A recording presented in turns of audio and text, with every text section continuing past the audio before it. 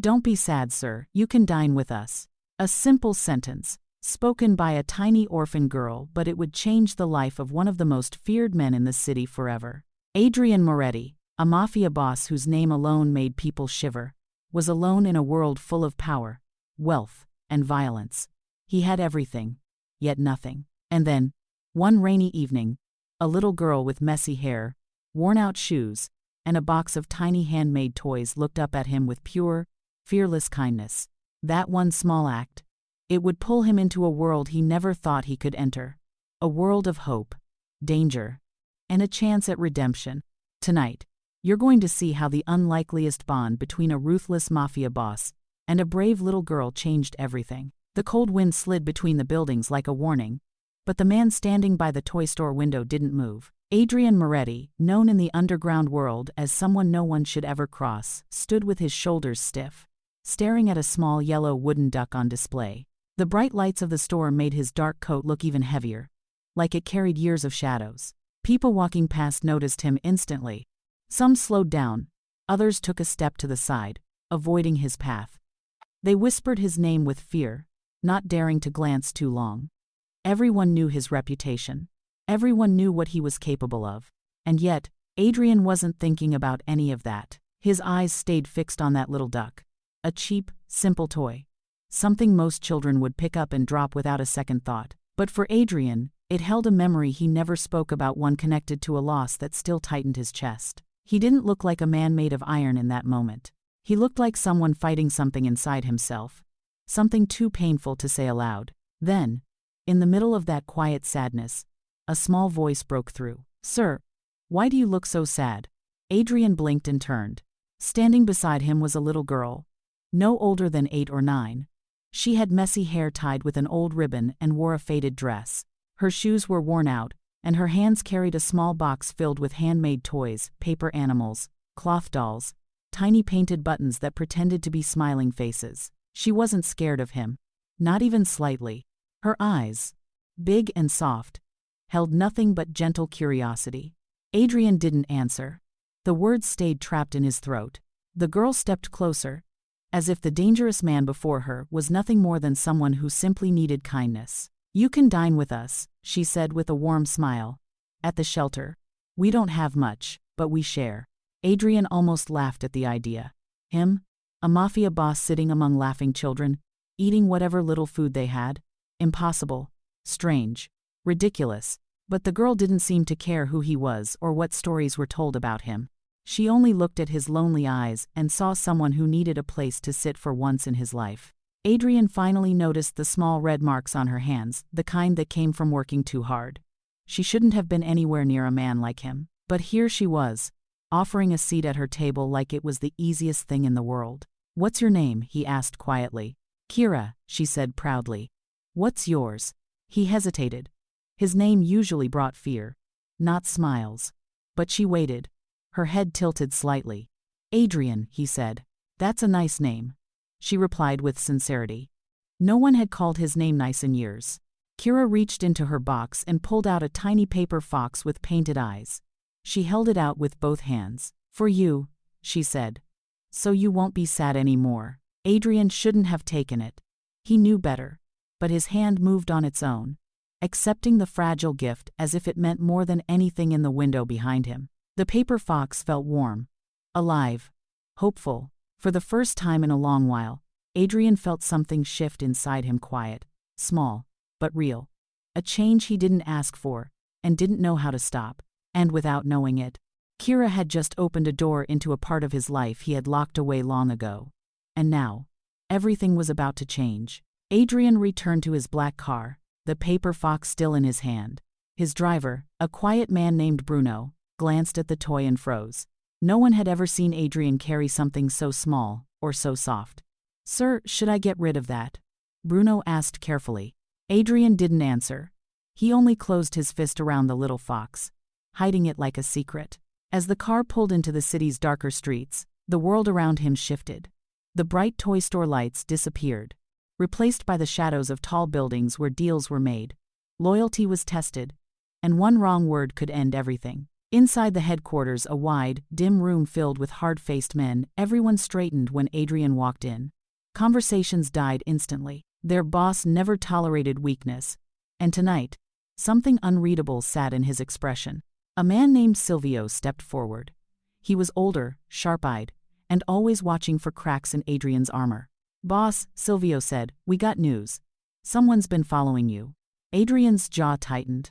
"Who?" he asked. Silvio shook his head. "Not sure. But they're bold. They stayed close today." Adrian thought of Kira, the little girl with kind eyes standing beside him. If someone had been watching, they would have seen her too. "Find out who it is," Adrian ordered. He turned away, but Silvio wasn't finished. "There's more," Silvio added quietly. "Your enemies believe you're hiding something. A weakness. A weakness." That word dug into him. Weakness was death in his world. And suddenly, he saw Kira's face again, smiling up at him, offering him a paper fox like it was magic. He pushed the thought aside and walked deeper into the room. But something inside him had changed, and Silvio saw it. He narrowed his eyes, studying the smallest shift in Adrian's steps. Silvio was loyal, but also ambitious. If he sensed Adrian growing soft, things could turn dangerous very fast. That same evening, far from the world of guns and whispers, Kira walked back to the old orphan shelter. The building was cracked, the windows taped, and the lights flickered, but laughter echoed inside. Children shared tiny meals, and the smell of warm soup filled the air. Tommy, the teenage boy who always tried to act older, ran to her the moment she stepped through the door. "Kira, you disappeared again. Madame Rena is angry," he warned. Kira smiled. "I wasn't in trouble. I just talked to someone." Tommy frowned. "Who?" Kira placed the empty box of toys on the ground. "A man. He was sad. So I invited him to eat with us." Tommy stared at her like she had said something unbelievable. "A man?" he repeated. "You can't just talk to strangers. What if he's dangerous?" Kira shook her head. "He didn't look dangerous, just lonely." Tommy didn't look convinced, but he sighed and followed her inside. He had known Kira long enough to understand something. She trusted people others stayed away from. Madame Rena, the strict woman who ran the shelter, approached them with her arms crossed. Her eyes were sharp, but her voice softened slightly. "Kira, where did you go today?" she asked. Kira opened her mouth to answer, but then there was a sudden loud knock at the front door. Everyone went silent. Madame Rena's eyes narrowed. "We don't get visitors at this hour." Tommy stepped closer to Kira protectively. Madame Rena opened the door slowly. Standing outside, drenched in the cold night air, was Adrian Moretti. The children drew back instantly.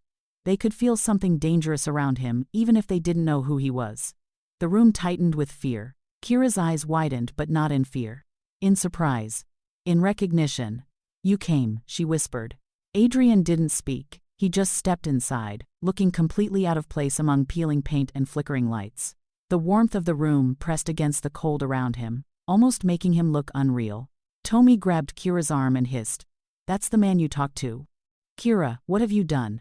Adrian looked around slowly, observing the cracked ceiling, the thin blankets, the children's hopeful faces even in their poverty. Something inside him stirred again. He had stepped into a world no one expected him to enter. But far away, in the dark corners of the city, someone else whispered into a phone. He went to the orphan shelter. The children, they mean something to him. And the real danger began to move. The night grew colder around the old shelter. But inside, the air felt tense as if the walls themselves were holding their breath. Adrian stood near the doorway, tall and silent, his dark coat dripping with rain. His presence pulled every pair of eyes toward him. Madame Rena stepped forward first, trying to hide her fear. She had dealt with trouble before, but never a man who carried danger the way Adrian did. "Sir, what brings you here?" she asked carefully. Adrian didn't answer right away. His eyes moved around the room, catching small details, the chipped plates stacked on a shelf, the blankets patched with different fabrics, the children huddling close as if warmth was something they borrowed from one another. He had walked through golden halls and marble floors, but nothing had ever felt as heavy as this simple room. "I came for dinner," Adrian said finally, surprising even himself. Kira lit up instantly, her smile bright as a small flame in the dark. "I told you he would come," she whispered proudly. Tommy, standing behind her, frowned hard. He didn't trust Adrian. His instincts screamed, that this man didn't belong anywhere near them. But Kira trusted him, and Tommy never argued with her when she felt certain about something. Madame Rena nodded slowly and motioned to a long wooden table. Bowls of thin soup sat there, almost too small for the number of children waiting. "It's not much," she said, "but you're welcome to share." Adrian looked at the soup. It was simple, watery, with only small pieces of potato and carrot floating on top. Something inside him twisted not from disgust, but from a strange ache he hadn't felt in years. Kira tugged on his sleeve gently. "You can sit next to me," she said. Adrian, feared by criminals, avoided by the brave, allowed a tiny girl to guide him to a chair. He sat. The table fell silent. Children peeked at him, whispering behind their hands. Tommy sat across from him, watching like a guard ready to jump at the slightest sign of danger. Adrian lifted the spoon and tasted the soup. It was warm, plain, but real. Warmth he didn't know he missed spread through him. Kira grinned. "Good, right?" Adrian gave the smallest nod. For a moment, the tension in the room eased. But far from the shelter, in a parked black car across the street, two men watched through the darkness. They wore dark jackets and carried quiet eyes trained to study weakness. One of them lifted binoculars, watching through the cracked window. "He's eating with them," the man muttered. "Boss Adrian. Sitting at a table with kids." The second man smiled coldly. "That means they matter to him," he whispered. "And if they matter, we can use them." Inside the shelter, after dinner, the children played near the old heater. Adrian remained seated, his gaze softening slightly as he watched Kira show him her handmade toys. "This one is a lion," she said, holding up a toy stitched with crooked lines. Adrian tilted his head. "It looks brave." Kira nodded. "It's missing an ear, but it's still strong." For a moment, Adrian felt something unfamiliar peace. But it didn't last. The front door creaked open again. This time slowly, too slowly, as if pushed by a hand that wanted to stay hidden. Tommy heard it first. His head snapped toward the door. Madame Rena stiffened. Adrian's eyes sharpened instantly. He stood without a sound, his posture shifting from quiet visitor to dangerous predator in one breath. A shadow moved in the doorway. Someone was watching them. Someone who shouldn't be there. And Adrian knew. His world was bleeding into theirs. And it was only the beginning. The evening settled over the shelter like a heavy blanket. The children finished their chores. Madame Rena closed the curtains, and Tommy checked the locks twice. He didn't tell Kira or Madame Rena what he saw those shadowy men watching from outside, but the fear sat in his stomach like a stone. Adrian was still inside, sitting quietly near the corner as Kira showed him how she made her tiny cloth dolls.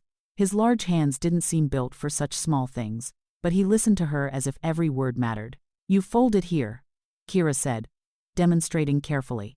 "Then you stitch it so it won't open." Adrian watched her tiny fingers move, then lowered his voice slightly. "Who taught you to sew?" Kira shrugged. "No one. I just learned because the little ones get sad when they have nothing to play with." Adrian didn't respond right away. Something about that answer pulled at him in a way he didn't expect. A girl who had so little still gave everything she had. Tommy, standing in the corner, never took his eyes off Adrian or the windows. Something felt wrong. Too quiet outside. Too still. Not far from the shelter, under a flickering streetlight, a black car parked slowly. Two men stepped out.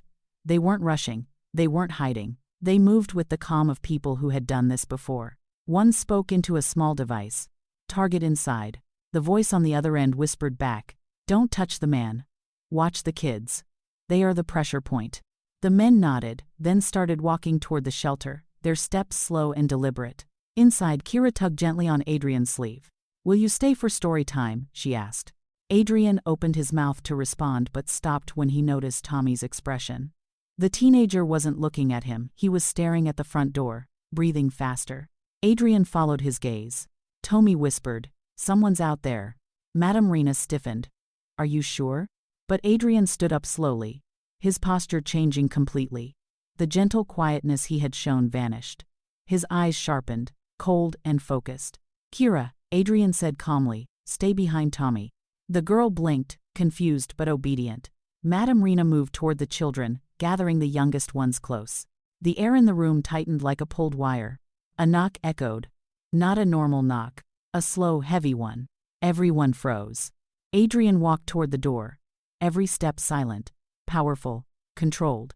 He didn't need a weapon to look dangerous, his presence alone felt like steel. The knock came again. "Who is it?" Madame Rena demanded, her voice trembling. A man outside answered with a strange calm. "We're looking for someone." Adrian's voice cut through the room like a blade. "Leave." A low chuckle came from outside. "Adrian Moretti. In a children's shelter? Never thought we'd see that." Kira's eyes widened in confusion. Tommy stepped closer protectively. Madame Rena's hand tightened around the little ones. Adrian didn't open the door. He didn't need to. His voice was deep and controlled. "You don't belong here." The man outside replied. "Neither do you." A rustle, a whisper of metal, footsteps shifting. Adrian's expression hardened. He turned slightly, speaking to Madame Rena without looking away from the door. "Take the children to the back. Now." She nodded instantly, fear gripping her. Kira didn't move at first. She stared up at Adrian. Confused. "Are they bad men?" Adrian's jaw tightened. "Yes." Tommy grabbed her hand. "Come on, Kira." The children hurried to the back room, their small feet pattering against the old floor. Adrian was left alone with the door. He reached into his coat. Not for a gun. For the tiny paper fox Kira had given him. He placed it gently on the nearest table, as if he refused to risk damaging it. Then he unlocked the door. Just a crack. Just enough to see the two men standing outside, hands in their pockets, eyes trained on him, waiting for a moment to strike. One smirked. "So, it's true. You care about something again." Adrian stepped out onto the porch, closing the door behind him. His voice turned ice cold. "Touch anything in there, and you won't leave this street." The men didn't step back. They didn't blink. One leaned forward slightly. "We're not here for you." He pointed at the shelter window. "We're here for them." Adrian's world and theirs was about to collide completely. "I should have walked away. I should have stopped digging. But by then, the truth had its claws in me." When I reached the abandoned pier, the location the message hinted at, I saw headlights flash twice. A signal. My heart pounded as a black SUV rolled closer. And then she stepped out. Not the orphan girl. Not the mafia boss's enemy. But my own right-hand man, Marco. The man I trusted with my life. He smirked. "Boss, you were supposed to disappear. The girl was just the bait. You were the target." Before I could react, the orphan girl ran out from behind a crate, tears streaming. "Sir, I didn't know. They said they'd hurt my sister if I didn't help." The second twist hit me like a punch. Marco had been leaking information for months. He made a deal with a rival family, my life in exchange for his own throne. Gunshots erupted.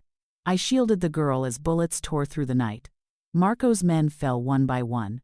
When the smoke cleared, it was just Marco kneeling, defeated. "You were never fit to lead," he spat. I tightened my fist around the recording device, the same one he used to blackmail the girl. "Oh, but you were," I whispered.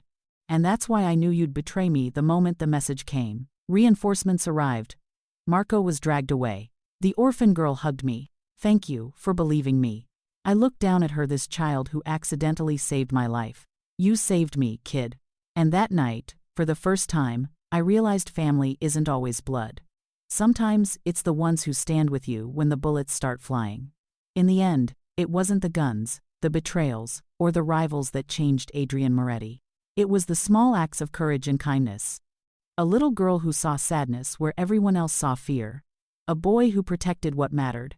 And the orphan home that reminded him what it meant to care. Sometimes, the strongest people are the ones who learn to be gentle. And the most dangerous men are the ones who fight to protect those who cannot fight for themselves. Adrian's life was never the same again. He learned that power isn't just about fear or money, it's about loyalty, love, and the people you're willing to stand beside, no matter the risk. And that's the story of how a mafia boss found his heart. In the most unexpected place. Thanks for watching. Don't forget to like, comment, and subscribe for more intense, emotional, and suspenseful stories.